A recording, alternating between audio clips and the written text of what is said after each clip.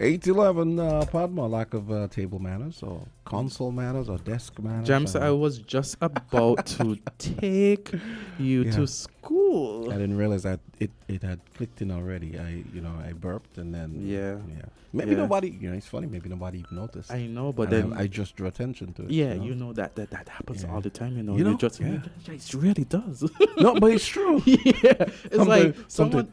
You think everybody know it. You like, and then you mention. Say, what are you talking about? It's like you go in and then you like something's on your dress or something is on your clothes or something is on the and the person says to me, have you looked at this? Have you seen it? And you're like, no, but now I know. Exactly. So, a wonderful morning to everybody. You're tuned into Island Tea. It is October the 11th, 2023. Oh, October. We're almost midway through the month already, Jamster. No, it's the 11th. I'll start saying almost 2 days from now. Okay, 2 days from now will be the 13th. Okay, I'm splitting hairs. I know. I want to share a quote this morning. It says, "You're never too old to set another goal or to dream a new dream." So you're never too old to set another goal or to dream a new dream. There's so many persons out there, and we look at life sometimes and we look at it as like, oh, we have to do this at this certain time. I have to do that at that certain time. And if we don't get this done yet, we're going to... And then you realize, there are persons who do amazing things at different ages. The story about KFC, man. And KFC. The Colonel. Oh, yeah, he really started. He really started that business at a later time in his life, and look how successful he is. Because it was post Civil War, right? Mm-hmm. And so he'd already risen up in the army, retired, and then There's really we look at life, and I want to encourage persons out there. No matter what you want to do in life, if you have a dream, pursue it. Don't think about it as if you are too old to pursue that dream, because sometimes we think about my time for that has passed. If it's something that you really have a passion for, then you shouldn't just leave it as is. You should pursue that dream. You should do whatever makes you happy at whatever age. There's a quote that says, my best years are still before me. And to have that positive mindset that you create your best moments, and you can do as much as you can to ensure that the remainder time that you have is well spent. Sometimes many of us who are young, we think we have so much time to do things, so much time to do this or that. And in actuality, we don't know what the future holds. We don't know how much time we actually have. And so the perception that you have so much time, and, is just a false sense of assurance, I guess. But there's some things in the news, Jamster. And if you look at St. Kitts and Nevis, it says St. Kitts and Nevis reaffirms commitment to relationship in Taiwan. So it says that St. Kitts and Nevis on Tuesday marked the 112th National Day of Taiwan, reaffirming its commitment, strengthening diplomatic relations with the Asian country. And this is a quote by the Prime Minister, Dr. Terence Drew. It says, "The people of St. Kitts and Nevis treasure the diplomatic ties between our Federation and the Republic of China and Taiwan. This profound friendship has flourished over the years, rooted in shared values, respect for the rule of law, democracy, and human rights," said Prime Minister Dr. Terence Drew. He also said, adding, quote, "Taiwan has not only been a friend, but a reliable partner on various fronts," end of quote. And there's another quote that goes on to say, 40 years later, our commitment and unwavering solidarity with Taiwan has never been stronger. We demonstrated this commitment in April this year by moving a resolution in our National Assembly in support of Taiwan's rightful inclusion on the international stage, a resolution that was unanimously adopted, Drew said, end of quote. So we are there, the bond between St. Kitts and Nevis and Taiwan has been, continue to be reaffirmed. That started, 40 years ago. And in the news, the Governor General, she attended. I think she attended. She's in Taiwan now. Mm-hmm. Yeah. So it's good to see that. And they planted a poinciana tree to signify the friendship between the two countries. Awesome. Yeah. Awesome. I was just thinking, I just had a thought. Anyone from mainland China listening to me now, and they hear me hear me say two countries, they're probably bristling because they're like, Taiwan is not a country. Yes, it's a province of China. But the two countries. Yes, and that has been the debate for years now, and the notion or the right for Taiwan to be seen as on the international stage, and Taiwan is supported by key players in the global arena. The US being one of those. Although I like to think the US I like to think they have big balls, and I'd really like them to stand up and say, hey, we think Taiwan deserves to be a country in its own right, and what are you going to do about it, China? But there are some persons of the view, and we say it all the time. There's strategic ambiguity that that's a policy they have where they're not they're.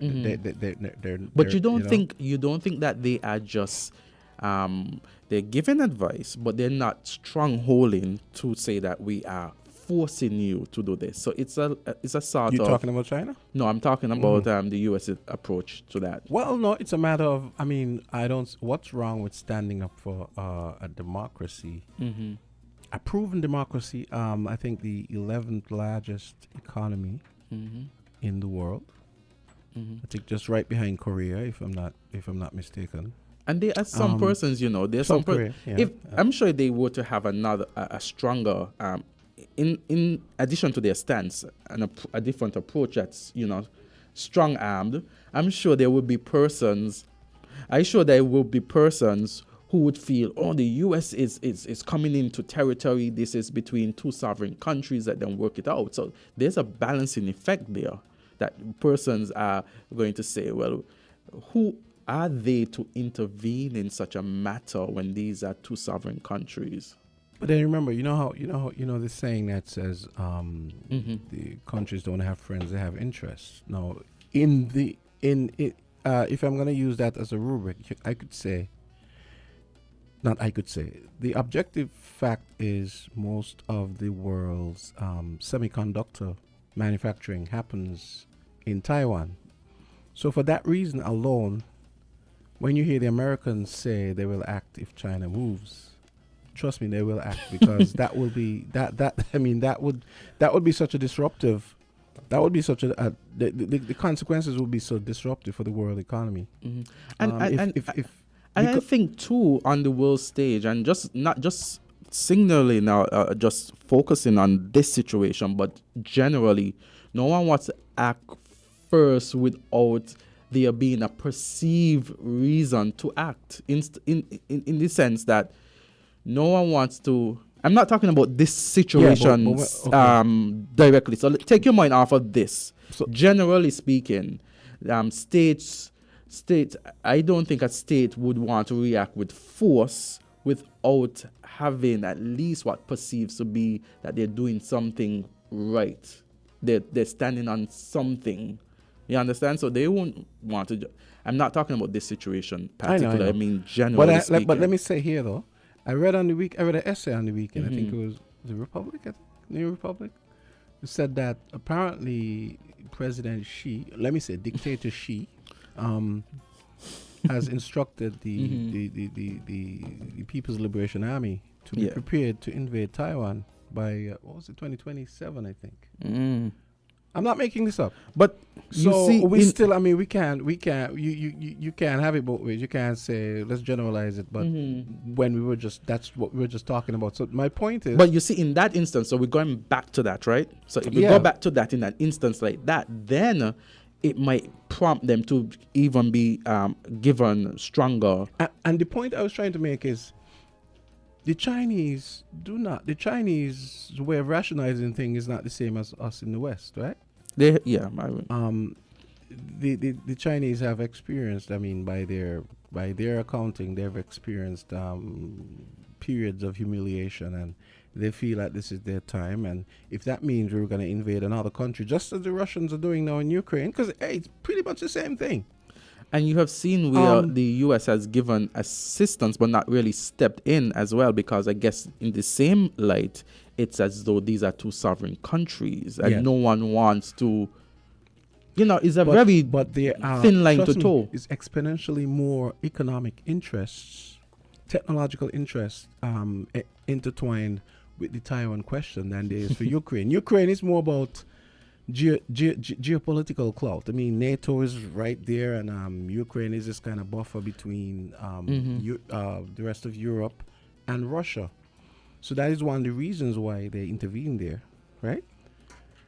And my thing is, if you see that they're giving these people all these weapons that they've never given to anyone else, can you imagine what's going to happen if China makes a move on Taiwan? When you consider that the largest semiconductor manufacturers in Taiwan are run by Taiwan. And you see, in these are complex matters, because any wrong approach, let me say, could lead in, well, we've seen devastation already, but even greater devastation, even greater loss of lives. So it's these approaches, because even if we are looking at the international news and we see what is going on between Israel and Palestine and the loss of life, it's this stuff is so complex, because on the one hand, you can say, okay, yes, I hear a lot of people in the press referring to the Palestine-Israel situation. They refer to the Palestinian situation as apartheid. I've actually been hearing that a lot. Yeah, I mean, technically it is, right? And some people will say, well, the Israelis had it coming, but at the same time, hey, there's a lot of blame to go around. This is a very complex topic. It is. We have some. We have a call. Yeah, okay. Let's see. Hello, caller. Yes, good morning, guys. Yeah, I knew it was you. Help us out here. Not so much help, but it's a perspective. Yes, share your perspective. Okay, you could help Jamster and share your perspective with me. All right. I know he likes these kind of topics. I know, Taiwan, yes. Right? Nothing symbolizes the confusion of diplomacy more than that issue. Because here you have the U.S., for instance, having ties with both. Okay? Both economic and political ties with both, shall we say, countries, for want of a better word. Because Taiwan really is in limbo. But I think we should be more concerned about our, just like how the others are looking out for their interests, we should be looking out for ours. Now, there's no question that we've decided to come down on the side of Taiwan. That has been rock solid for over 40 years. And generally speaking, that's a good thing. It's really good when you don't betray your friends, people who have been friends to you, and you're reliable. So that is definitely noteworthy. But at the same time, you have to wonder, this cannot continue into perpetuity. What will happen if at some point in the future, either Taiwan, whether by will or by force, reunites with mainland China? What's going to happen to our relationship? Because we're one of the last, I guess, who have maintained, well, certainly in the Caribbean, who have maintained relations with Taiwan. Okay, and like I said, I would not suggest that we abandon them now, because they've been a really good friend and a reliable partner. But at the same time, we can't just ignore the geopolitics, right? I would say that we should be leveraging our relationship with Taiwan more. For all these years, to be frank, they've given us so much assistance, for instance, in the area of agriculture. And we have precious liquor to show for it. And that's not on Taiwan. That's on us. We have not. That's because we have not used the relationship well with them. Okay. Similarly, they're an industrial powerhouse. We are sitting right on the North American market, which is a big market for instance, electronics and so on. We had all these factories here that were engaged in producing electronic items. And you mean to tell me we couldn't get even one or two investors from Taiwan to come in and replace those who left? I am sure if we had pushed something like that, we would have been able to succeed, and we would have been well on the way to diversification. Okay? Okay. Yeah, So I don't think we've used that relationship well. I think really and truly we should have been our clout. But I'm thinking it's possible that maybe the cost-benefit analysis doesn't make sense. I mean, I would like to think that someone would have... It's not just about economics. It's essentially a political arrangement, you know. They want something from us, and we want something from them, right? Of course, it might be cheaper to do it in Taiwan, but we're looking at the overall relationship. They want to see us succeed. They want to help us to be an independent, resilient island state. Well, you know, put some money and entrepreneurship where your mouth is, and help us in that regard. But hear me. And like I said, it's not Taiwan, you know, it's us who not really thinking in terms of what really how we can benefit more from this relationship. But let me throw a wrench in the works for a little bit there. We've had them here doing an agricultural. They've been doing some agricultural work here for decades, and I don't think we really leveraged it effectively, to be honest. So. That's what I'm saying. Mm-hmm. They've been here for years, and they've shown us lots, given us lots of techniques and so on, but we are the ones who have not actually made good use of the technical assistance that was given. I mean, look at the EcoPath. Look at that farm over there. Beautiful place. Yes. Handed it over to us, and what have we done with it? Exactly, and the one over on the Kim Collins Highway. It's just solar? It's based. Panel? Yeah. No, the agricultural demonstration farm. That's just it was handed over recently, and it's just sitting there. What are they doing? Yeah, that's what I'm saying. You know, and even if it involves, I know there's this cry against these Chinese coming. The Chinese are coming. The Chinese are coming. But if they had, for instance, brought in just a few people who can run a model farm properly, or 2 or 3 model farms properly, and increase production, at least they could have given us something to run with, to work with. It would have been up to us to continue it. Yes. But I'm saying that we have not done enough and it's our fault. Okay, so to sing. So another topic that I want us to touch as well is that the fact that Canada is welcoming the Caribbean leaders to Ottawa to strengthen ties. So the Prime Minister Justin Trudeau announced that he will welcome Caribbean leaders from the Caribbean community to Ottawa for the first Canada CARICOM Summit on Canadian soil, and that is going to take place this month, October 17 to 19, 2023, alongside Prime Minister of Dominica, Roosevelt Skerritt, who is the current chair of CARICOM. You are aware of that? Yes. Yes. And honestly, I don't have much faith in those kind of things. We've had too many of those with questionable results.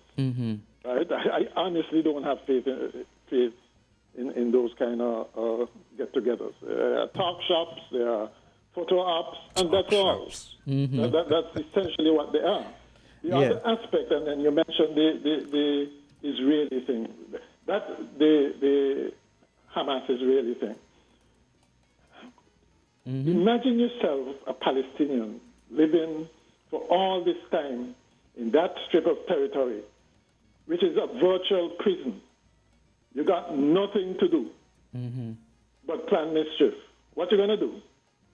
Plan mischief. And the thing is, Israel has been picking them off, picking off their leaders all the time, collateral damage with civilians, but everybody forgets about it. You know, it's let it steady and simmer. Right? So when it blows up now, everybody acts surprised. Oh, this horrendous event, etc. Right? Try put more effort into solving the get to the root of the problem. Yes. Okay? Israel cannot be claiming on biblical grounds, well, this was our land. Right? Well, if that's the case, the United States might as well turn over all the land to the Indians. Right? It doesn't work that way. I don't like the fact that the international community just sits there when things like that happening, where the Palestinians are held in a virtual prison, and do nothing to advance the cause of peace, right? And then, you know, all of them line up behind all the Western powers, that is, line up and say, well, Israel has a right to defend themselves. Every people has a right to defend themselves, okay? And this thing about rules of war, it's interesting, you know. Israel can break the rules of war. How you could blockade a place, such a small place with a million people? No food, water, electricity, and so on. You're essentially doing starvation. You essentially want to starve them out. And out, when you say out where? The only place they could go is in the sea. Yeah. So, right? And this is what I don't understand. How we could sit back and let all those conventions just go out the door. You know, you can't do that. That is not, that's upsetting the rules-based international order. yeah. Okay, so I really hope that some good sense will prevail and have a ceasefire, and then really start serious negotiations as to what to do with that problem. Because it seems like they want to pass it on to the next generation again. And that is not good. You know, I know it's a tough subject to broach, because you notice how all the media pretty much line up behind Israel, the Western media, that is. Okay. I must say, it was refreshing yesterday afternoon to see what's his name, Jake Tapper, tried to bring some balance. He spoke to a Palestinian American who happened to be in Gaza, and he must be the lone voice, because nobody seemed to be. And you're hardly seeing that. You're hardly seeing anything. I say you're hardly seeing anything from the Palestinian side, and then I'm not taking sides here. I'm just being clear-eyed about this. Right, and anybody who thinks that as they want to frame it, this is a fight between good and evil. No, it is. It isn't. Attention for the past 50 years. Absolutely isn't. 100 years old conflict. It's a fight between. It's a fight between both and both. Yeah. Good and evil, and good and evil. Right, and the thing is, innocent people on both sides end up Exactly. the victim. Exactly. You know? Okay, it's really unfortunate. Yeah. And by the way, you notice how it's divided even us in the Caribbean. Yes. Trinidad come up on the side of the Palestinians, and Jamaica is more measured. And the same thing applies to the Taiwan issue too. I think Antigua and Barbuda would have made a stance as well, given a stance as well, if I'm not mistaken. I think I saw something. And we do that at our own risk, because, like I said, the Jewish lobby and all of that is a very powerful lobby. You see how all the lawmakers in the state just it's just a knee-jerk reaction. You got to stand up for Israel. Because if they don't, they know what's going to happen to them. They're out of there. So before we're about to go into another topic, but before we do, I just want to highlight some things in the news.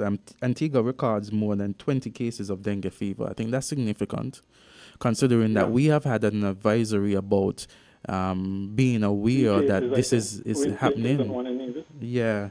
So I just want persons out there to be very cautious and be very alert and to ensure that they do what it takes to prevent the spread, you know. I thought by now we would have been seeing the fogging started. Yeah. You know, they don't know what's happening there. You got to be preemptive, and we know we had rain, you know, so don't wait until we have them already.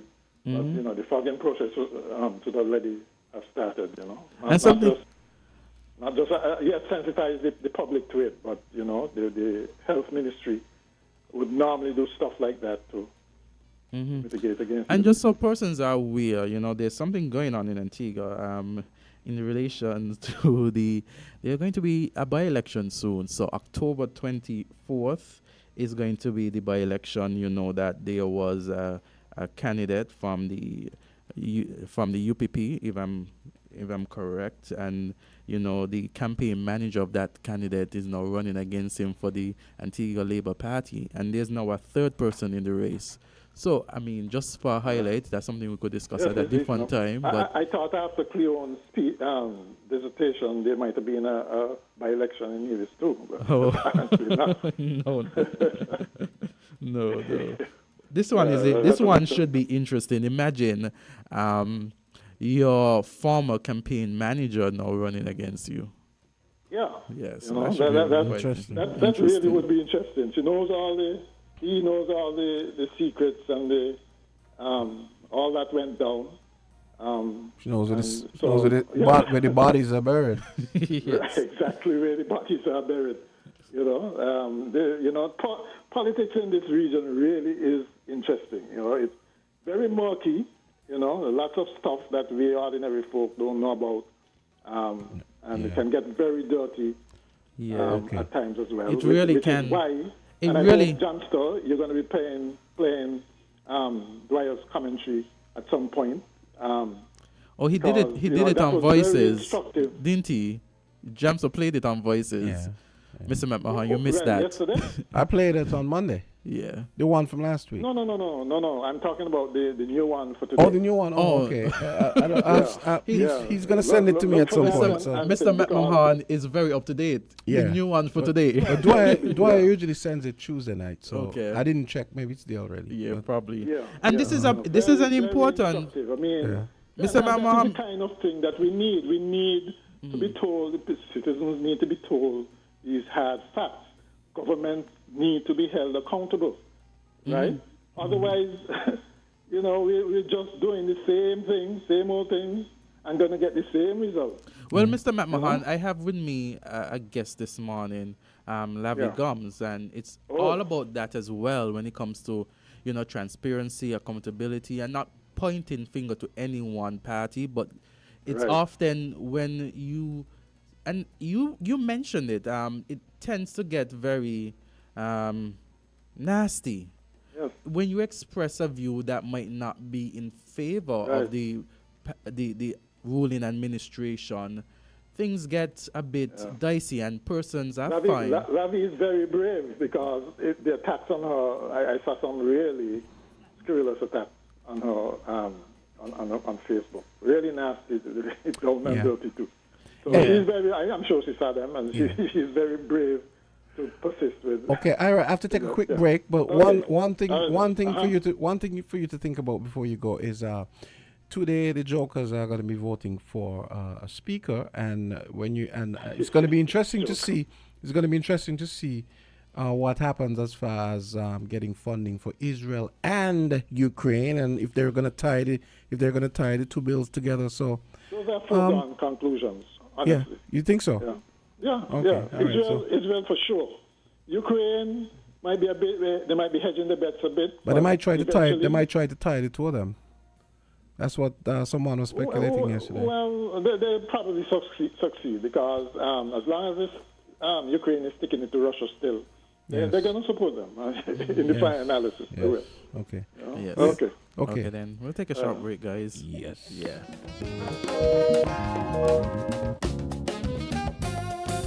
8:41. We have our special guest, Lavi, coming up next.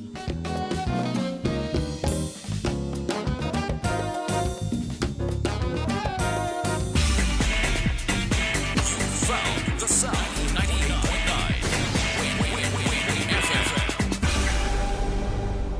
50,000? $50,000? Win big with TDC. Win up to $50,000 cash in the TDC Mega Rewards Mega Raffle. To enter, you must be a Mega Rewards member or sign up to TDC Mega Rewards Loyalty Program. Shop at our TDC retail stores or online at shoptdcgroup.com to receive one entry for every $250 spent. Draws take place from July to November. Win $10,000 every month with your entry rolled over so you can win, and win even more. Yes, this is 50. Terms and conditions apply.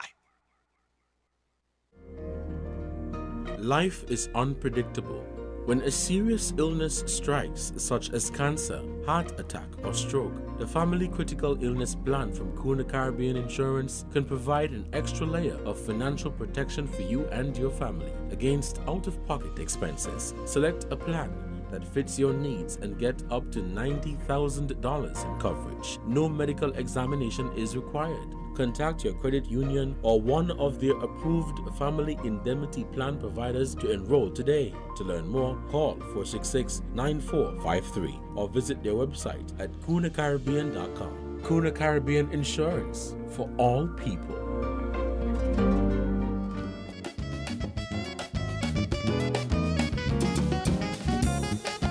I thought somebody may say.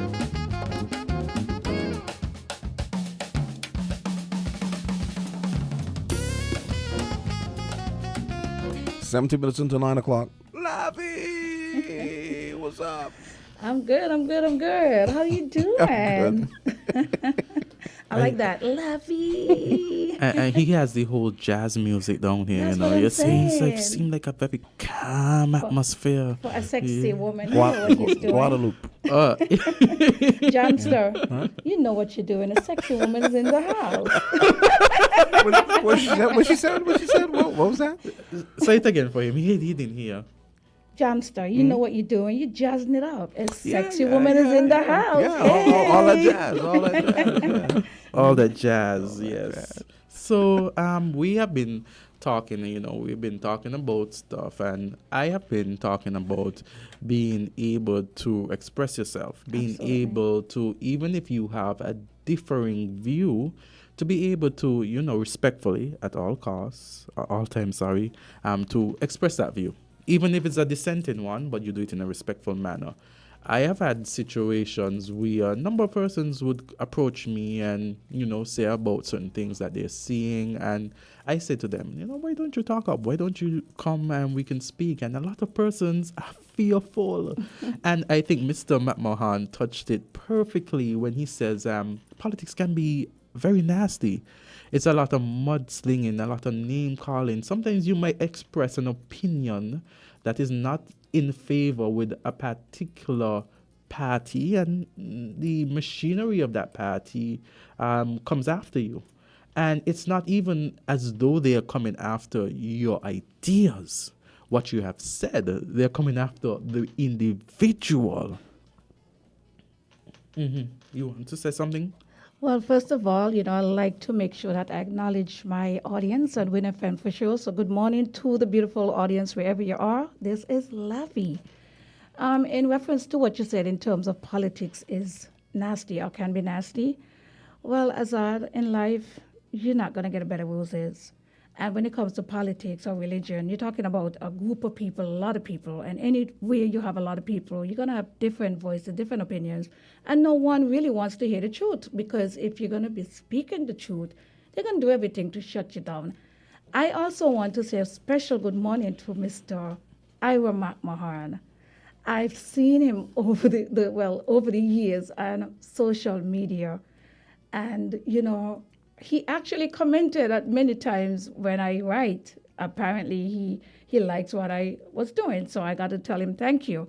And adding to what he said that I am brave, I see myself basically as brave, courageous, intelligent, confident, and we should be brave, not because I'm a woman and I'm here. Perhaps maybe I can be a part of the change and encourage others to learn how to engage in positive information. Even if it's negative, you need to have the negative to get a positive, and we need information. This is what radio is about. I also want to add to what Mr. McMahon is saying. I want to make sure that I address this to him directly, and anyone out there that perhaps maybe in fear or maybe scared for Lavi, don't like what is being said. I just want to let you guys know, no wonder stone sour oranges or sour mango or anything that is bad. You got to stone good things. So I look at myself as, if I'm not doing something right, if somebody going to say something bad about you, they're not going to paint you good. So whatever persons are saying out there of me, that's their opinion. It's not going to define who Lavi Gumbs is. Thank you. Yes. And on that bench, on that, I want to pivot and say that persons, I want to encourage persons in a respectful manner, always respectful. One thing I don't like is when persons try to disrespect others, even if they are going to express an opinion. And I think that it is important for us to, because even in meetings, you might be on the same political party, I'm just saying, and there would be situations that arise and you have a differing opinion. So even persons within political groups have differing opinion on how things should be handled. And at the end of the day, it is the wish that, we all have opinions. Even as a lawyer, in practice, you read judgments, you read decisions made by judges, and you look at even at the Court of Appeal level, and you see that there is often a dissenting judgment where it is that not all judges agree on what the decision should be. And so the dissenting judgment is still recorded. And of course, the majority, is what goes to be the deciding judgment.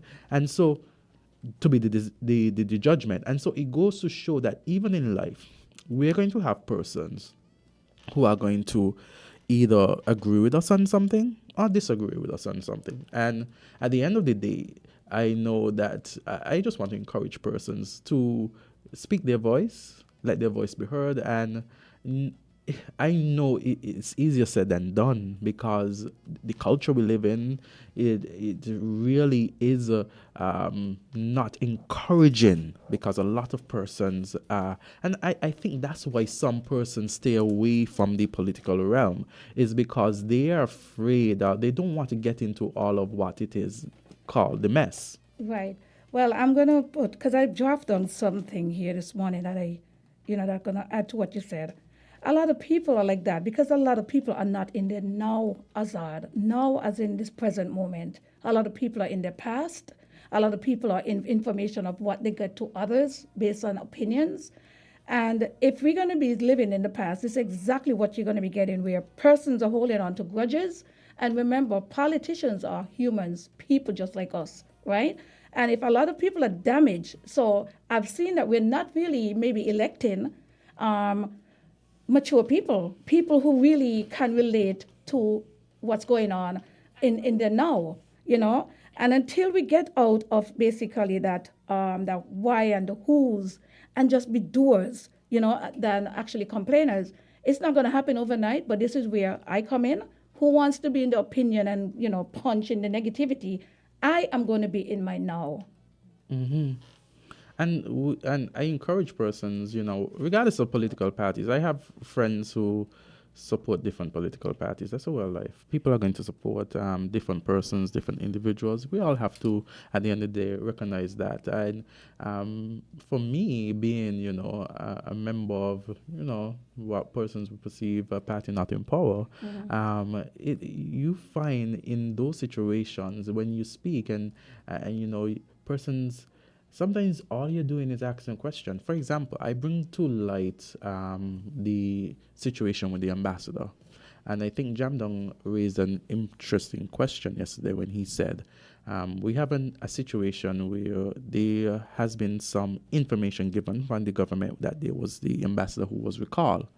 But up to date, we have not seen any explanation as to the result of it. We have heard allegations that the ambassador has returned, but no explanation from government. And there was a press conference, a round table discussion, and he made a very interesting point that even the journalists, I mean, that is something that is current, and even the journalists failed to even ask questions on it. And it made me wonder, it made me think, is it that even journalists in our own country are afraid to ask tough questions, are afraid to ask the questions that need to be answered?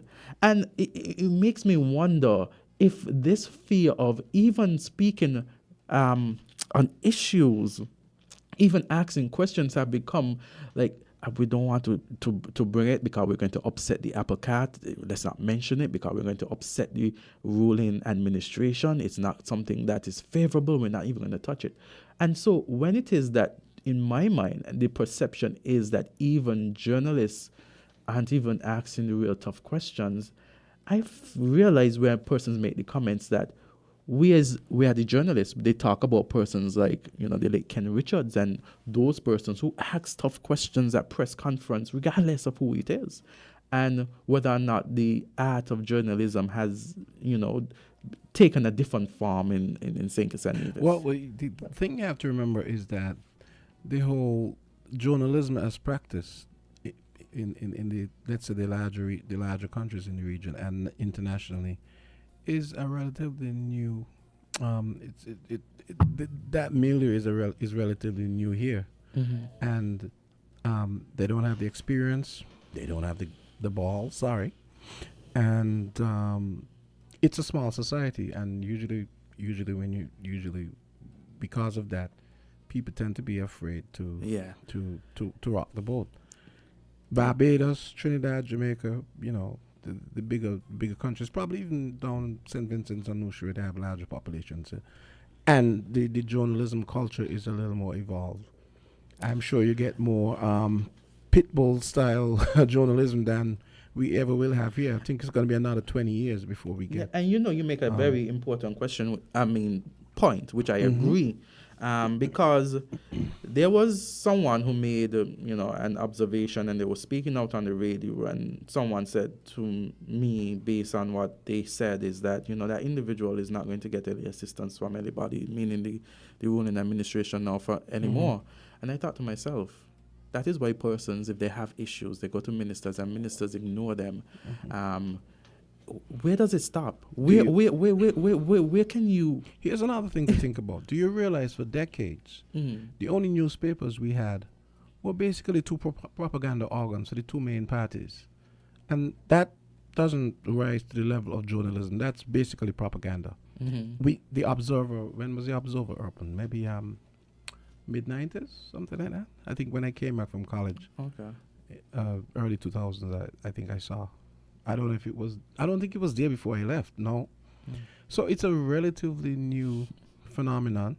In fact, the Observer, a lot of the reporters for a long time were actually Americans and people from the other islands, because it just there we go again.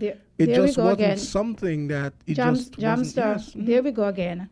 If you notice, all the people used to say there were CIA operatives. If you notice, at the time, we need to live in our now. Right? And I listen to you guys talking about who don't talk this and who don't talk that. This is where you're coming, Azard. We can't just depend on other persons and just blaming. You have a voice here on Island T. You got to get the people to come on and steer your show and bring some empowerment. I have listened all along, all these years, and all we're doing is blaming somebody, blaming this, blaming that. Because at the end of the day, it is okay to be on the opposition and have all the powers, looking at who is in right now sitting, and we find all the faults what they're not supposed to be doing. So this is where you need to take your notes, because if you're going to be a potential candidate, or it appears that, I listened to you over the years in Parliament as a youngster, right? So at this point, one has to take charge. And for me, as a female, basically as a hairstylist, we have a lot of clients come in. I control my salon. You're supposed to be able to control your crowd. Doesn't mean that you're going to control over them, but you need to take authority in what you're going to be bringing. So when it comes to the journalists, right, even though it's not there, this is where your program is coming in. Maybe we need to start encouraging other persons to go on and look deeper into journalism and identify the fact with journalism versus DJs being journalists. You understand what I'm saying? And again, when you listen to people on the radio, we do not have enough positivity coming from the radio. It's a lot of blaming and, like I said, living back in the past. We need to live in our now going forward. We have a lot of educated people here. We have a lot of youngsters coming up. And we have people like Ira McMahon who continuously bring in the information. So until we create an atmosphere where you can actually get your numbers up, know your audience, don't just come because, hey, Lavi Gumbs is here, she have her friends.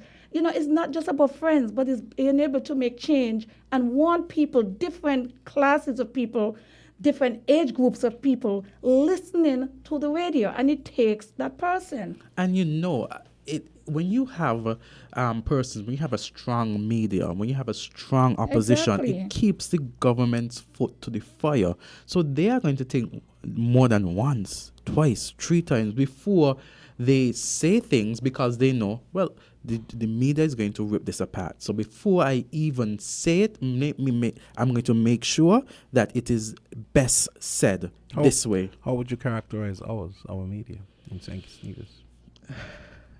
It has been very kind to ruling parties, where it almost is a situation, especially currently. Speaking of being kind, you were being too kind. where they, again, not asking the obviously tough questions and questions that people want to hear. But who are you talking about not asking? I feel like that's what you're doing right now. I think, again, like I said, in order for people to make change and impact, it must start upon them as an individual. When we're going to be looking at other persons, you have to be that person to do it. We cannot just look at everybody, because that's where you comes in to make that impact. And that is why we have this show, and this is why sometimes I take, the time to have segments like these. Absolutely. To actually encourage people. Then actually, if I see something and, I say, oh, this could be something that we could discuss, because it's something that's relevant, it's something that could build us, and, encourage other persons to ask, not as simple as asking tough questions, because there are only certain persons invited to these round tables. I just use the round table because that is what's happening now. Our press release conferences with these officials, and so only certain persons sit in that room. And so when you sit in the room as a media personnel, you sit there as a representative of those persons who cannot sit but have questions to be asked. Correct. And as I said, right, we expect so much from the media. It is what it is. A lot of it that is lacking is maturity in persons in these jobs that they're going into. A lot of people are not doing any research. They're just going based upon gossip. For instance, Mr. McMahon, evidently, and other persons, they see whatever nasty attack on me on social media. The difference with Lavi Gumbs, those are gullible stuff, because there's nothing that those persons are saying that define who I am and can prove that it is actually fact. And even if it is facts, isn't it my personal, what I do personally that doesn't affect probably Azard or anyone else? So we need to know what is distractions, we need to know what is toxicity, jealousy, and we need to focus on what is relevant and actually stuff that can move and build the federation. And as an entrepreneur, I see myself also as a motivator and as a mentor. A lot of it comes from your experiences, and it takes those. I love my haters. I love the negativity about Lavi Gumbs. It makes me want to do better. Because if I am so negative and I'm so this, I'm so that, why Lavi Gumbs always the topic? They actually seek out Lavi Gumbs. So evidently there's something special about Lavi Gumbs, Well, I think, anyone who speaks out and who is passionate about anything, they're going to, especially if it is that you are going to be speaking about certain things that make persons uncomfortable, they're going to find a way to try to. 9 o'clock. You want to Yeah. take a call? Yeah, we could take a Take call. a call before. Caller, go right ahead. Hey, good morning. Hey. Hi, good Good morning, Miss morning. Henry. Morning, Labby. I don't know Labby Gumbs. Good morning, Miss Henry. I know you're on the radio. Oh, yes. Yes, and I learn a lot from you too. So that to give me the courage to be doing what I'm doing also. Oh, yes. Jamaica, they say you're back broad. Exactly, very broad. Oh, wait. Just No, quick. and you don't Just quickly. ignore- Let me just tease. Let me Yes, just once tease you. you're convinced of what you're saying or doing and you check the accuracy, there is no need to bother with people because the truth hurts, right? Absolutely. Once Sylvie, you understand that. Sylvie, let me just tease you for a little bit there. Sunday I heard you, and I always laugh when I hear you and Edinburgh jousting. You know. I am the facts, tell them I was statistician for years. Sunday I know afternoon. all the story. Not story, facts. Miss Sylvie, Yes, darling. good morning. I know you're calling this morning, and as I said, I'm living into my now, right? So can you just focus on what you're calling here this morning? I'm very excited to hear what you got to say right now. Yeah, I am proud of you, proud of all, because sooner or later, people listen to you, Thank you. I don't hate cause Candisie. But people read and they ponder. And though they may protest because they think they owe it, they owe the loyalty to the person to whom it is directed. At some point or other, you will hear my good friend on Freedom. Man, I used to work for Flo and Digicel. The line dead until I called after that, everybody jump on, And I used to be here laughing. You got to learn to laugh, eh? Absolutely. Learn to laugh. Don't take out of what people say, because the same people sooner or later will apologize to you. You know that? Of course.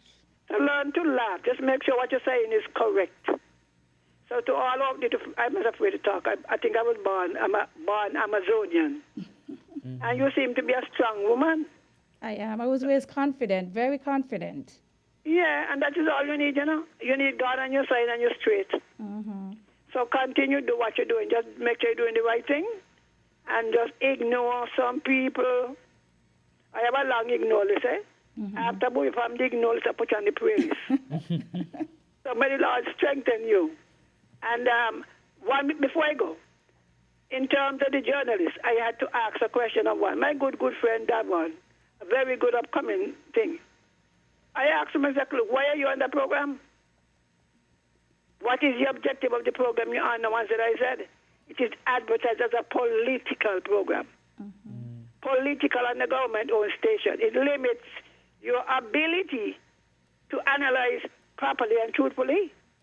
And that is what we need our journalists to be and to be strong.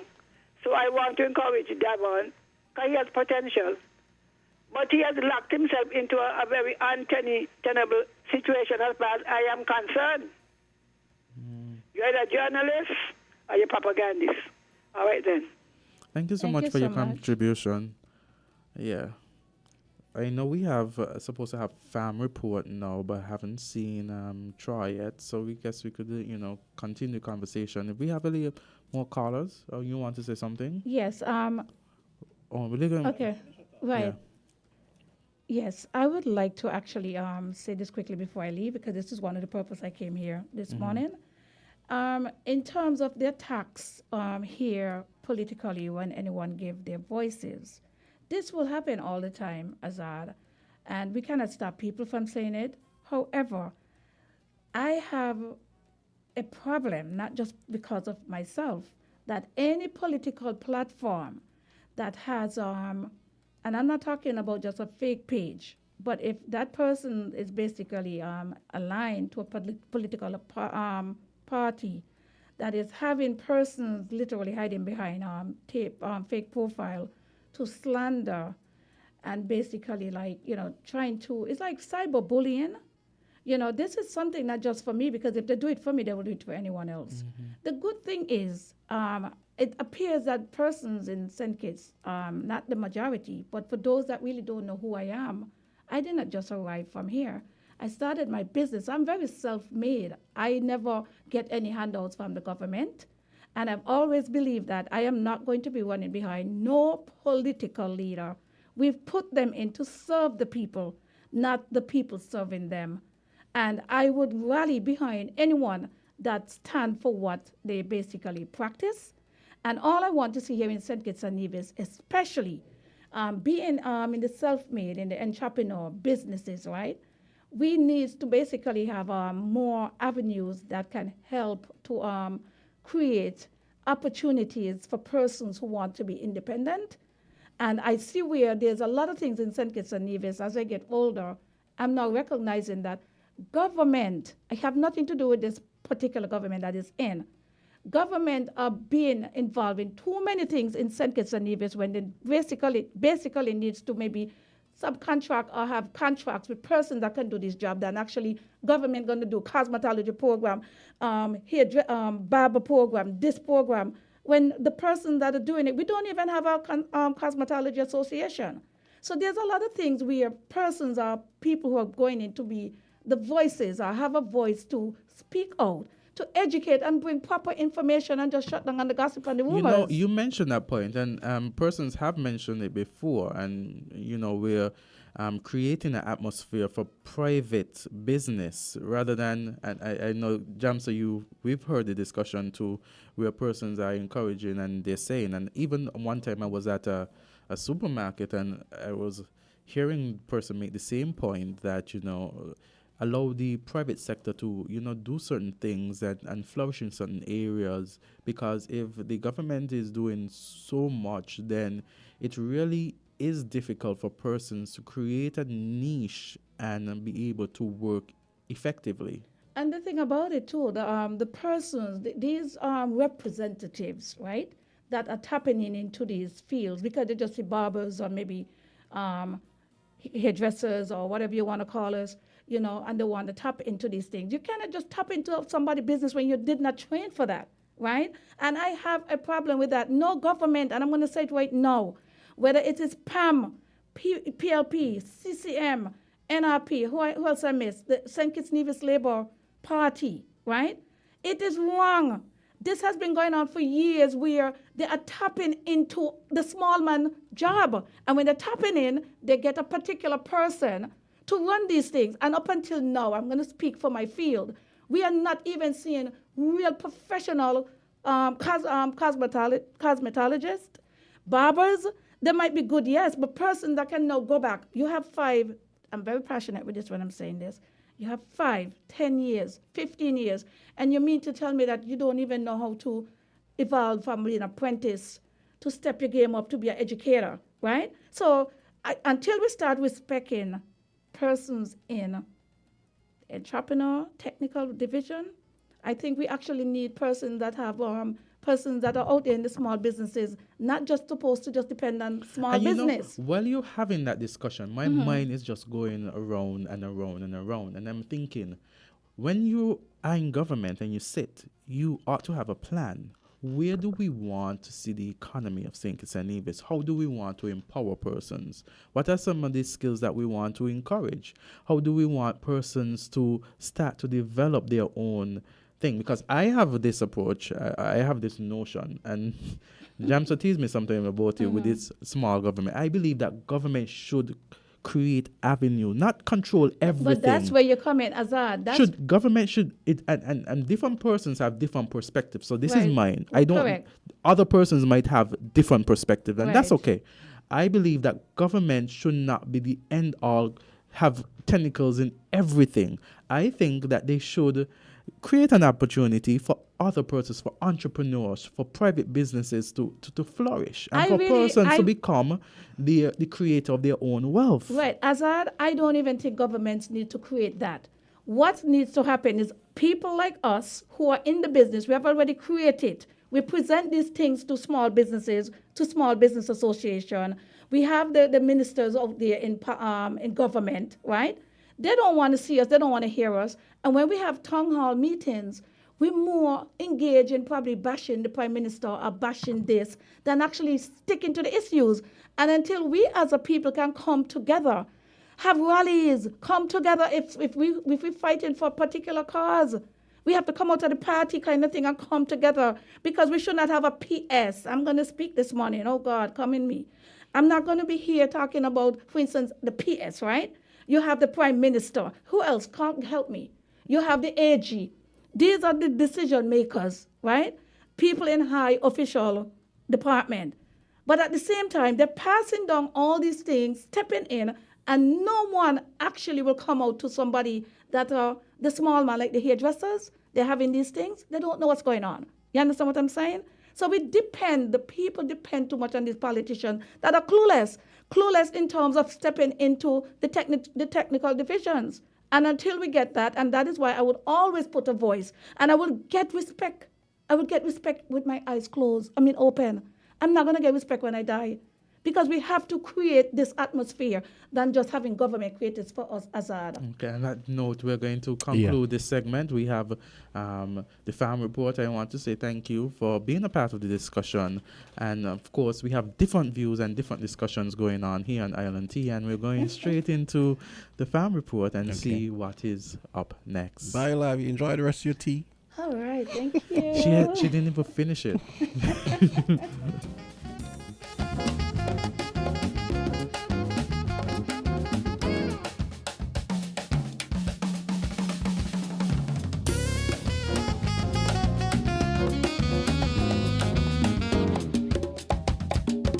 WINN is 98.9. 98.9 is Win FM.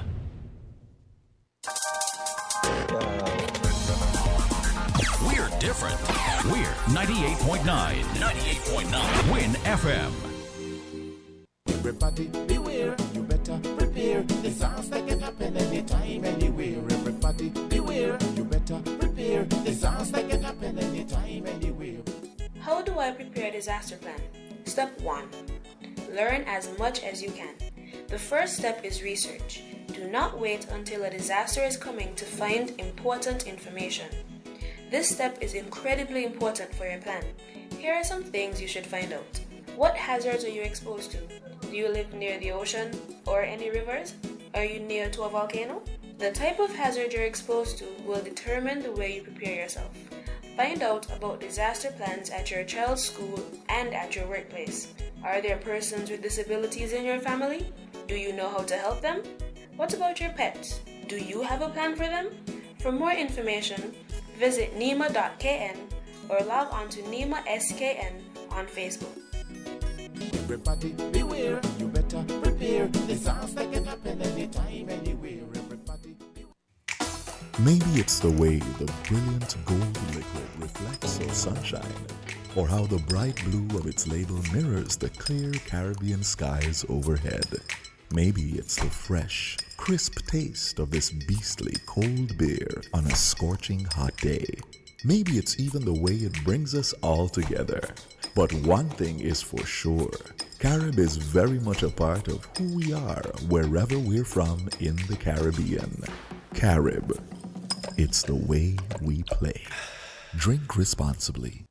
Hurricane season can be unpredictable, but your business doesn't have to be. In the face of adversity, you need a partner that goes above and beyond. Choose the path of resilience and certainty with CNW Business. Through disaster recovery as a strategy solution, CNW Business will safeguard your critical data, maintain seamless communication channels, and help you bounce back faster than ever before. Visit our website, cwcbusiness.com/myopenbusiness to learn more. Remember, a safe business is an open business. Back at you. How we do? History in the making. Back at you. Yes, we're back and we're here with Farm Report. And of course, it's all about the farming industry, all about agriculture. And tell us what is happening. Well, good morning to everyone. It's a pleasure to be here again. Lionel Stevens, a.k.a. Trust Me, President of the Sandy Point Agricultural Cooperative, and I'm here to speak to you about our upcoming 13th Annual World Food Day Food Fair and Agricultural Exhibition, which is going to be held this coming Saturday at the St. Kitts Eco Park, starting at 1 p.m. And ladies and gentlemen, it was a bang at Eco Park last year with the first cook-off that SEMS won. And this year, the cook-off is back, and it's an even greater challenge. We have 4 schools competing, namely the Bastia High School, the Keon High School, the Virtuals High School, and the defending champions, Charles E. Mills Secondary. For those who were a part last year, knew that the basic ingredient, our main ingredient of the cook-off last year was sweet potato. But this year, we decided to continue with the theme, rabbit theme, promote the rabbit, having the rabbit festival again, and make the feature ingredient of the cook-off the rabbit meat. Seeing as rabbit is an alternative protein source that is being pushed by the government, we thought that this would be a great opportunity to get the younger generations interacting with it, and also to continue to whet the general public's appetite in terms of what can be done with rabbit and the different styles in which you can prepare rabbit if you so desire. So those are 2 of the major highlights happening this coming Saturday. The cook-off, for those who are interested in that, starts at 2 p.m. And I know that there are a number of schools involved in that. I'm seeing the cook-off competition. Could you tell me the schools that are participating? Again, we have the defending champions, Charles E. Mills, coming back, and they will be defending their title against Virtuals High School, Bastia High School, and we have the Keon High School. So there are only 4 schools participating? 4 schools participating. Wow. Okay. For some reason, I thought there were more. Okay, cool. Well, the opportunity went out to all the schools. Last year, we decided to work with the schools in our zone, and we kind of got a little backlash saying that it wasn't fair to all the schools. So we took the advice of the ministry and we sent it to all the schools. And based on the deadline, these were the schools who accepted the challenge. Okay, wonderful. Some students, from teachers saying that the students didn't want to work with rabbit. Oh. So I want to say kudos to the schools and the students who step up to the challenge. Yes. Rabbit is not a regular thing on that people eat in this present day, so it's something new. So I want to commend the schools and the children for stepping up to that challenge. Some of the other highlights, as I said, we're going to have a rabbit festival again. We're going to have different rabbit prepared in different styles. Yes. So tell us some of the styles that the rabbit would be prepared. Hopefully there should be curry, barbecue, fried, grilled, jerk. So the onus is on the general public to come out and witness, taste, and support. You know what I mean? You don't know exactly what the creativity, which direction the creativity may run. Let me ask you, so who is preparing this? Who is preparing this? Well, different caterers are involved in that aspect. So they are going to be prepared by different persons, different styles. So you can sample, and if you like, you can purchase a dish with the particular style that you like. So it's really geared towards promoting persons in the culinary business. We're going to also have different caterers on ground, like Skeeter's Catering, as well as Hillary's Catering. You know, we're going to have Sugartown Organics. I want to show. And you say it's going to be at the Echo Park? At the Echo Park, starting at 1 p.m. this coming Saturday. Oh, wow. Small admission fee of $5. $5 gets you in, and your entrance automatically puts you in to the raffle that happens during the day. Many prizes to be won, many giveaways. So there are going to be so many things to do there then. Yes. I'm just thinking about the rabbit and how it's prepared. You say so many different, you had the jerk. Yeah, the rabbit is a big thing happening there. You know what I mean? So that's happening. Can't forget about Spax. You know what I mean? We as the host, we're going to be there with the vegetables.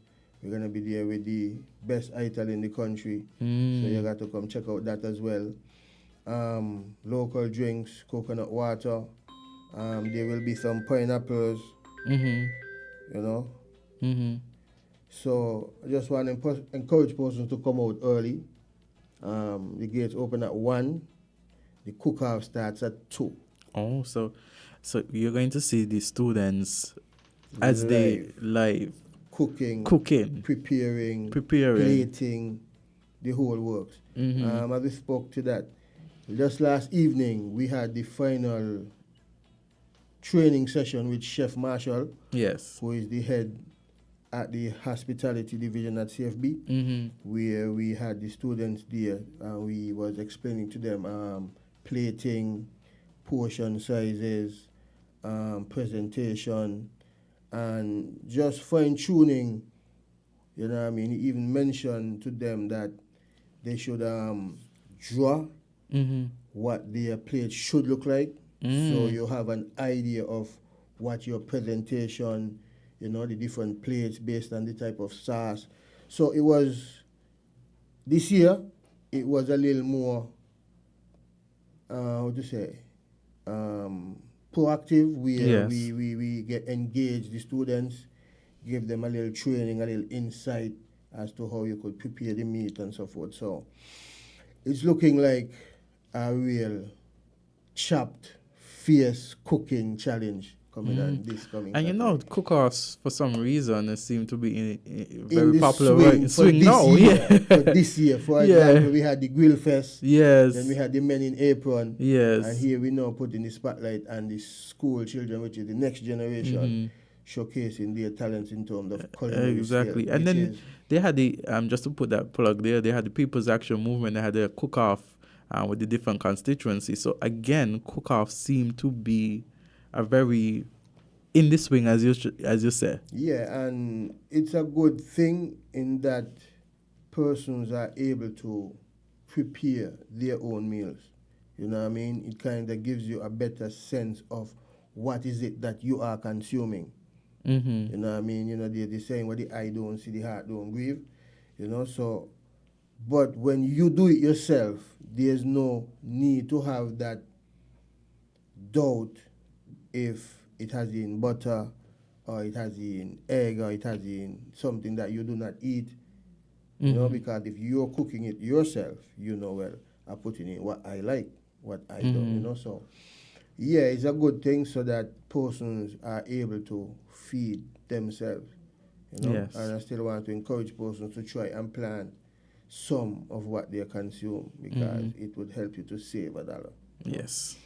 So, you're part of the Ministry of Agriculture as well. Yes. So could you enlighten us on some of the things that the ministry that they're doing? Yeah, every year the Department of Agriculture try to organize a week of activities to commemorate World Food Day, which is observed on October 16th annually. You know, October is the month of a lot of things, and World Food Day is one such thing. And the activities for this year's commemoration include church service on Sunday the 15th at the Roman church it is, on East Independence Square Street. Yeah, the Roman Catholic Church. On Monday, which is the actual World Food Day, the department would be making some donations to a few schools in terms of aiding them to get their food production groove on, if you want to put it in that sense, where they could be planting one or two things that the children could see and actually get a feel of agriculture in a practical sense, right? And then on Tuesday we have the usual talks in schools, where the different extension officers will be visiting the secondary schools and speaking to the students on the theme as it pertains to World Food Day for this year. And I think the theme is centered around water, which is something that is very crucial for agriculture to thrive, you know. Water is life. So, and then On Thursday is the major activity, which is the Food Heroes Award ceremony, where the department recognizes the farmer, fisher, and livestock producer of the year, as well as the different areas, cooperatives, agro-processing, so that will be happening next week, Thursday, and then on Friday there's the outreach food program where they cook down at the place there on the Bay Road, and they help serve food to the sick and the shut-in. So more will be shared coming soon. If you check the different social media platforms, the information is there, So tune in, support the different activities here and there. But I really want to encourage the public to come out this coming Saturday. More so, not because of the Sandy Point Agricultural Cooperative this time around, even though we are the main organizers, we are the host, but to come out and show support to the schools, the children more so, who would be showcasing their talent. And yesterday, as I spoke to them, I told them that everybody is a winner in their own right, even though you may not come out as the victor of the competition, but you would have achieved something in that you attempted a challenge. And the mere fact that you were able to go right through and play it and have the judges critique your work, you would have been successful, because during the process you could have tapped out. And just making it to the end is commendable. It's a commendable feat. Yeah. So I want the people to come out and really show them some support, because it's not really easy to perform in front of people. Yeah, and you see, when you get schools involved as well, you're going to get the parents, you're going to get the well-wishers, and you're going to get those persons who are students as well, wanting to see their school compete. Yeah. So you're going to get a crowd at least from that, and it's 4 schools. 4 schools. Yeah, so you're going to get a crowd from that. And 4 of the bigger schools, when it comes to the inter-school championship, Virtuals has won it already. Barnsley High School, Sems.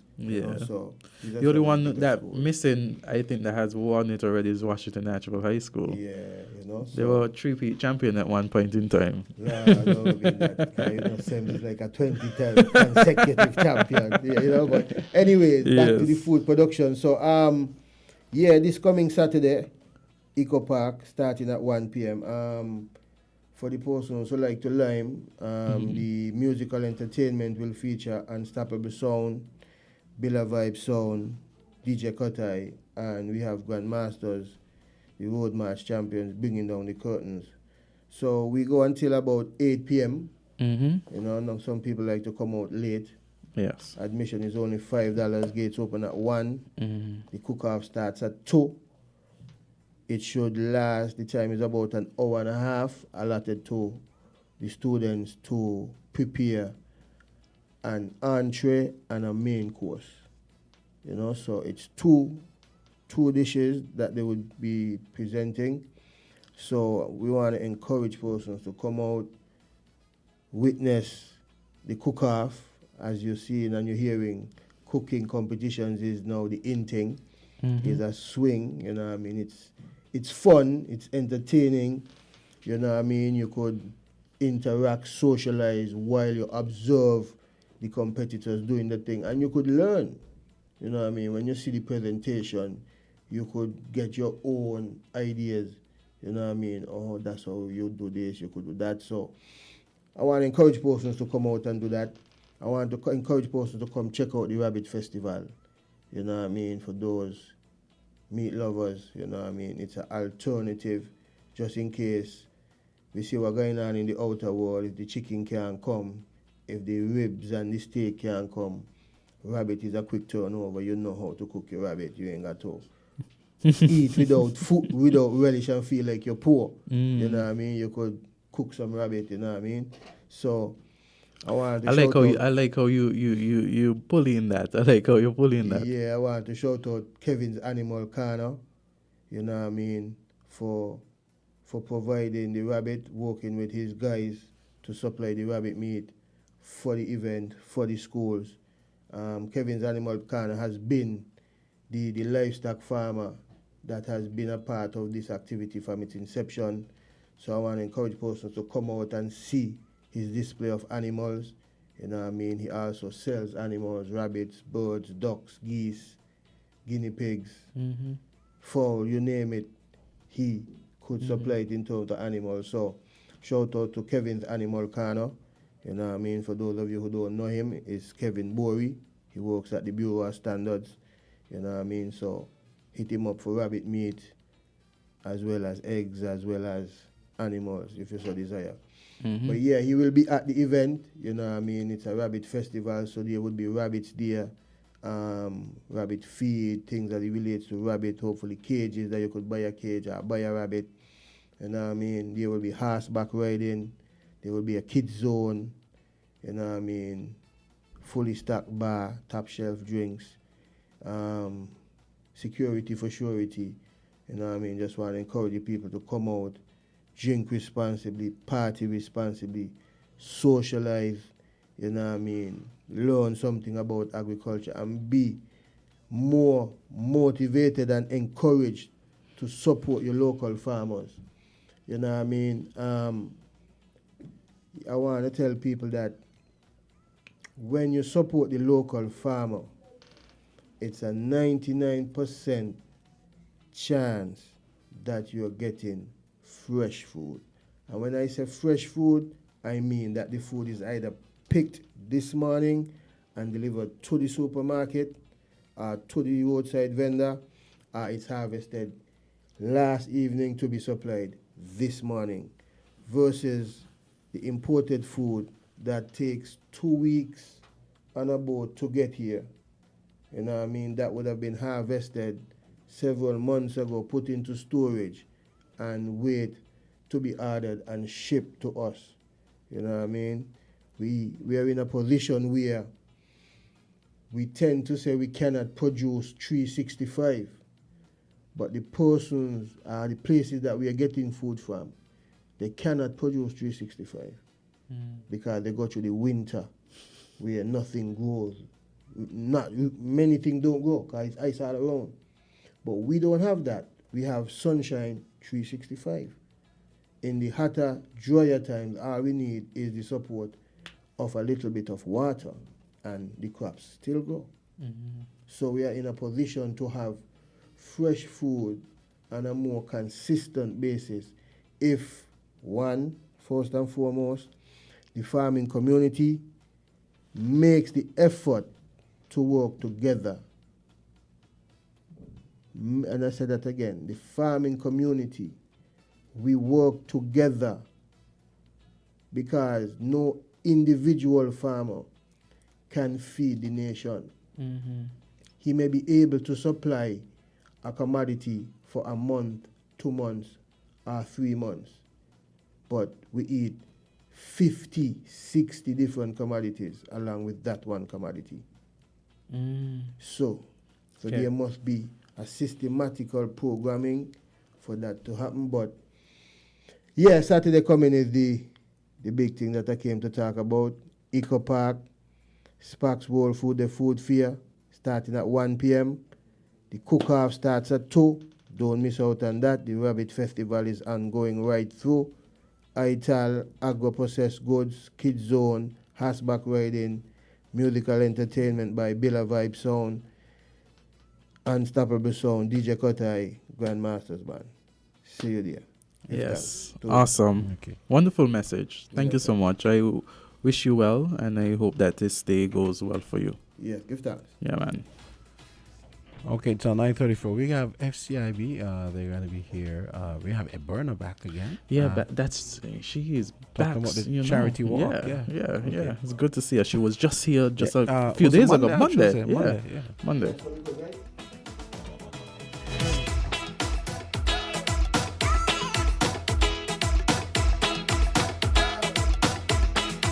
We're different.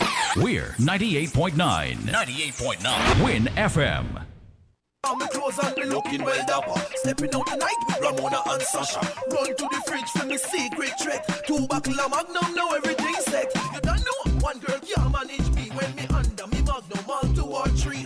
Mickey a buckle to me, granddaddy. Cause later on tonight, he might expect a lady.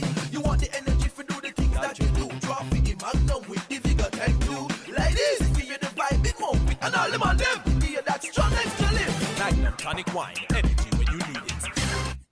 Like us on Facebook, www.facebook.com/ramsupermarket. Follow us on Twitter, www.twitter.com/ramsupermarket. And subscribe to us on YouTube, www.youtube.com/ramsupermarket.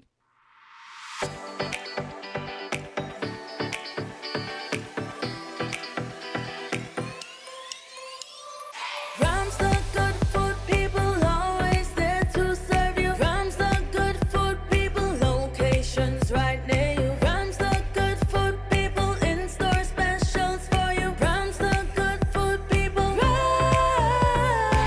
When you need better service, Rams is always here. Better value, better prices. Rams is always here. Rewarding your loyalty. Rams is always here. We are community. We are family. We are family.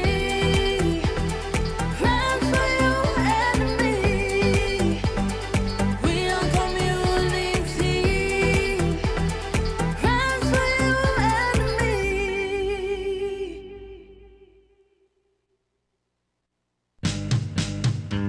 Back at you. How we do?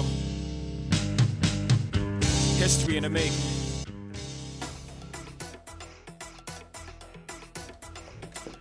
It's 9:37. We are back, and Yeah, we're here and we're here with First Caribbean International Bank, and it's all about the health walk and 5K, the health fair and 5K walk. It's Light the Night, a walk for the cure. Yes, and it's on Saturday, 21st October 2023. And we have here with us Miss White, and also with, I'm going to let him introduce himself because Miss White is a regular here. You know, I could just say Miss White, and she's practically a co-host. She has been here twice for the week, and she was here last week as well. So I'm gonna move my office into Win. yes, and I'm sure Jamster won't mind. Oh, not at all. You know, not I at got all. even treats this morning, Jamster. Look, I have a the pen, so I'm showing persons the pen and the wristband. This is all for the health walk. Cool. Yeah, don't worry, I got yours. I got yours, Jamster. I looked out for you. So tell us. Manley Drew here, Yes. manager of business banking. You said to put me on the spot, like, you know, we see each other quite often. Yes. So say it again because I don't think persons heard you. Get Yes. closer to the mic. Okay, Manley Drew here. Yeah, there you go. Manager of business banking. I'm here with Berna White to, you know, let the public know about the walk for the cure that's coming up. Awesome. Such a young manager, eh?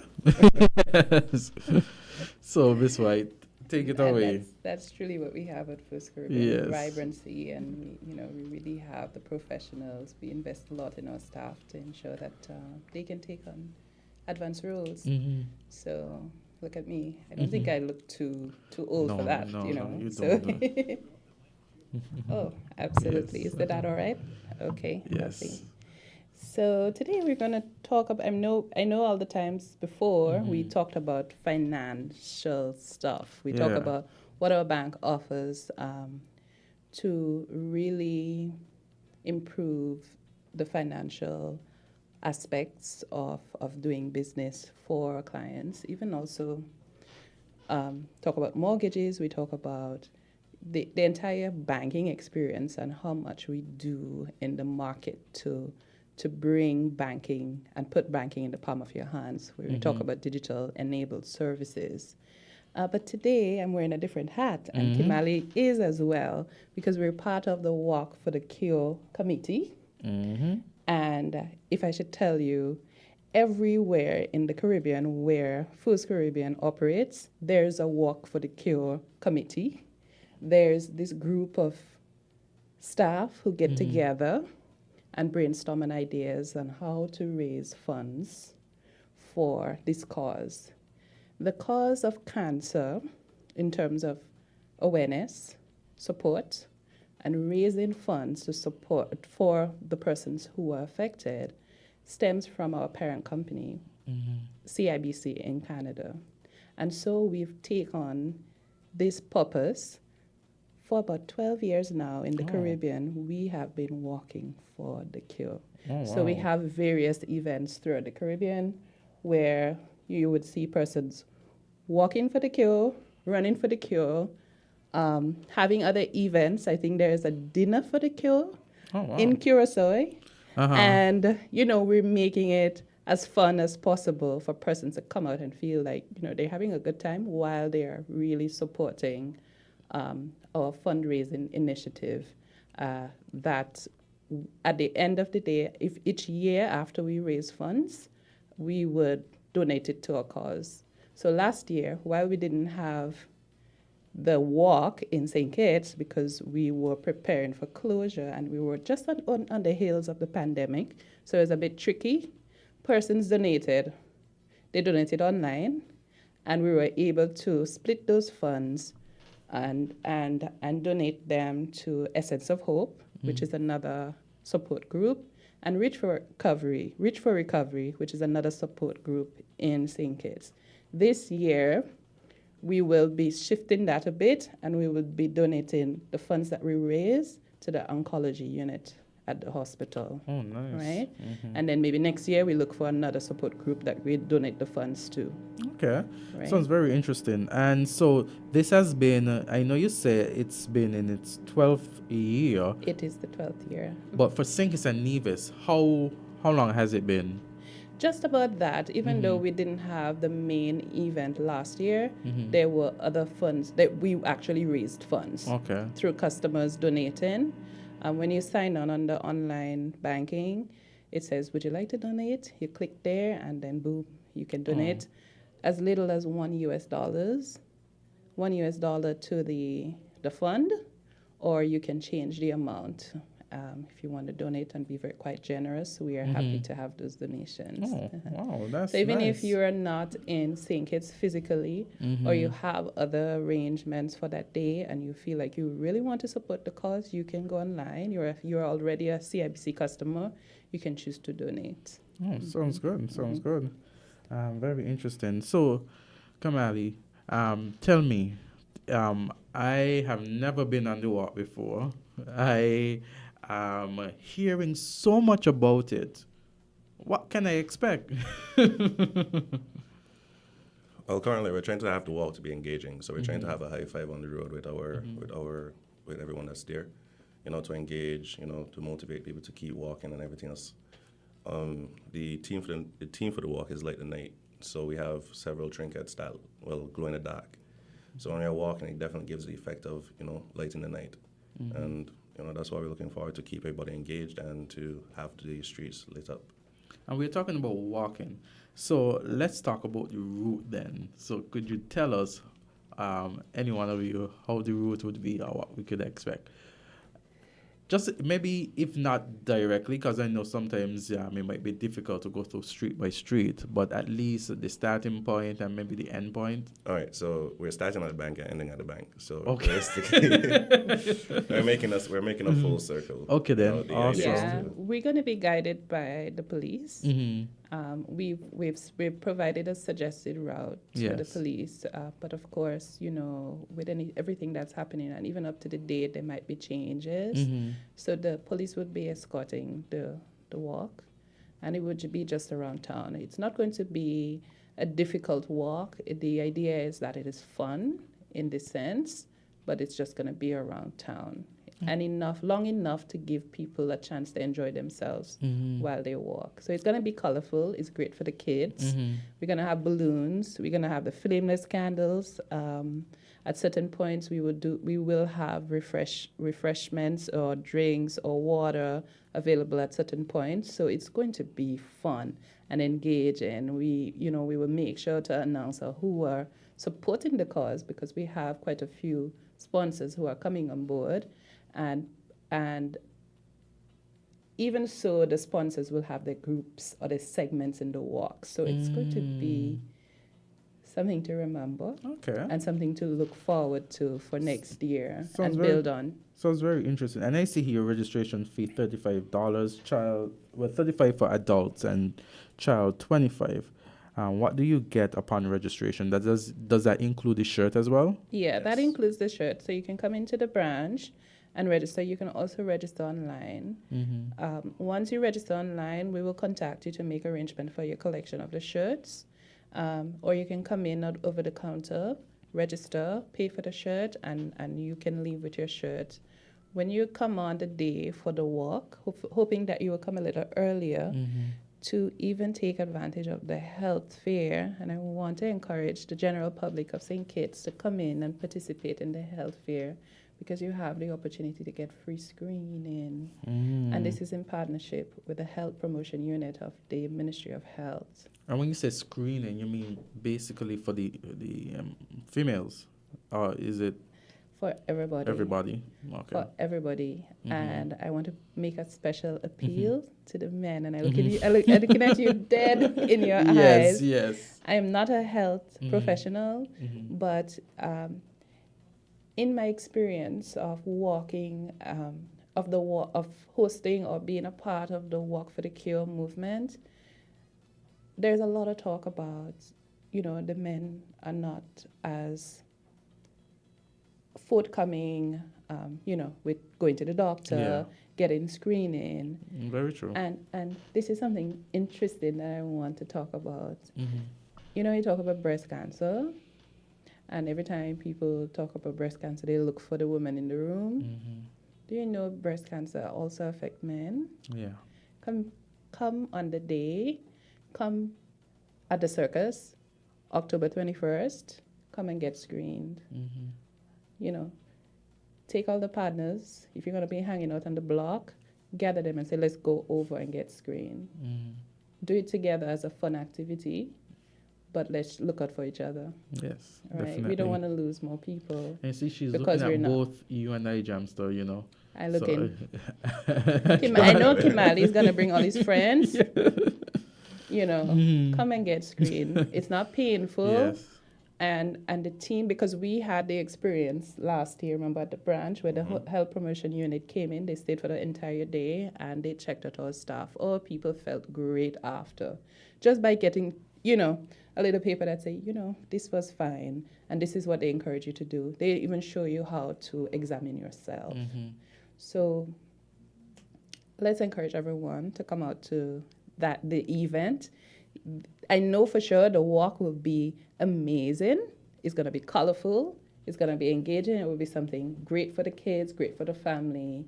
There's music on the road. I think Kimali will be announcing soon. Who is that amazing DJ in St. Kitts, right? So we will be posting who the DJ would be on the road with us this year. Come out and have a wonderful time with the family. For businesses out there who are not yet on board, have a wonderful time with your staff. Let your staff come in and enjoy and, provide an environment where everybody can really build on their team, show up for their company. Send your own message that you want the public to know about your company and how you support the cause. Walking for the Cure. Sounds wonderful. Really, really wonderful. I think any lasting words that... Really to encourage the public to come out and have a wonderful time with us on Saturday the 21st. Bring your nene, your uncle, your papi, Nene? everyone. Is that like patois? For what? I do have a patois background. Yeah. I'm from Grenada and I lived a lot. I lived for some time in Spain. What does nene mean? Nene means, I believe, your auntie or your godparent. That's what I was thinking. Yeah. Right? Yeah. So bring everyone in your family. Come out, have a wonderful time. And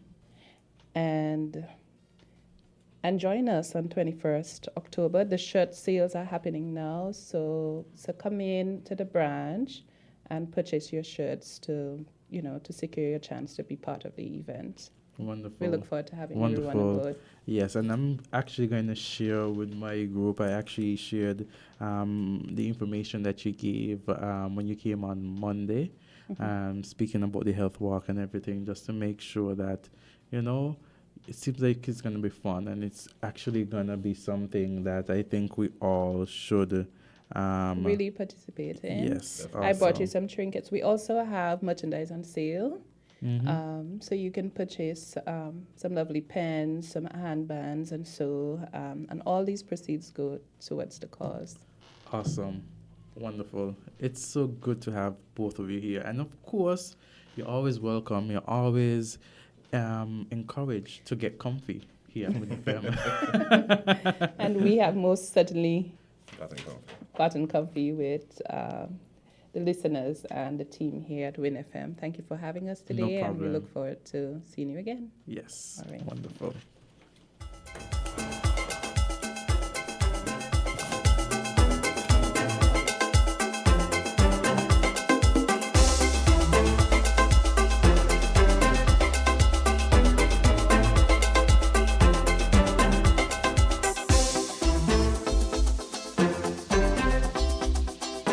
Nine minutes until 10 o'clock. And that was all about the FCIB charity walk at Burner White for the second time this week. So we're going to hold it to a promise to set up an FCIB office at WinFM. Coming up at 10 o'clock, we got the first edition of the Sugar Mass Sugar Fix on WinFM. And Sugar Mass director Monarch is going to be joining us. And our soca, pan, and calypso clinician from Trinidad, she's going to be with us for the half hour. And I've been under her tutelage for last, 2 days or so? That also happened in 2022, and it's been a great pleasure so far. Been learning a lot. So we're going to be talking calypso, carnival, soca, and yeah, stick around.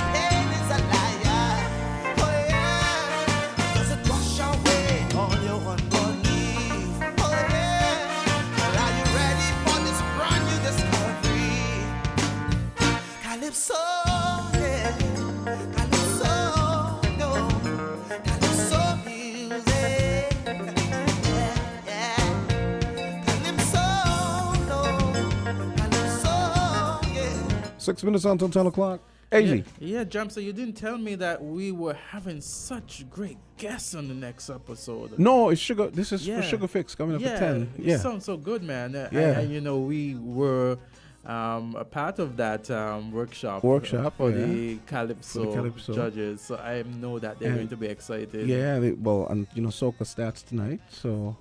Yeah, the training. Soca, yeah. First of 2 nights. Yes. Yeah.